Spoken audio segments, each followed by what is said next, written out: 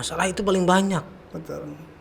terjadi di lingkungan sekitar kita gitu loh. Betul. Teman-teman, kita sendiri juga kadang-kadang ngalamin itu gitu loh. Sama. Kita sendiri juga kadang-kadang ngalamin itu gitu.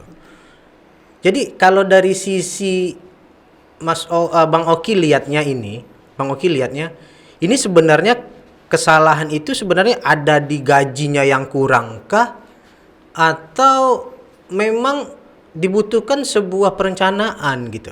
Ya, ini menarik banget nih ya. Banyak orang bilang kalau misalnya gaji saya besar pasti saya kaya gitu. Iya. Pasti saya bahagia gitu. Betul. Ya. Ternyata bukan itu permasalahannya. Tapi permasalahannya seberapa besar dari gaji yang didapatnya itu bisa diinvestasikan, atau seberapa besar dari gaji pendapatan yang didapatnya itu dia bisa ngatur bagaimana spendingnya, pengeluarannya.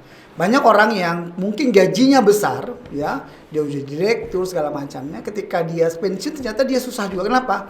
Karena ketika pendapatannya besar, dia lupa ngatur spendingnya.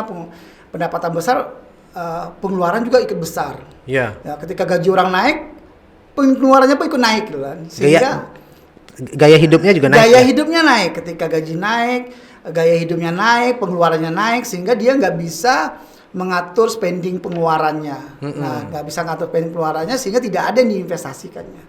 Nah, ketika pensiun, masuk dekat-dekat pensiun, sehingga tidak ada aset dia yang bisa membuat memenuhi kebutuhan hidupnya. Jadi, atau mengcover lah ya. Betul. Jadi seharusnya ketika dia muda walaupun gaji berapapun, dia bisa berinvestasi, bisa mulai menabung ya.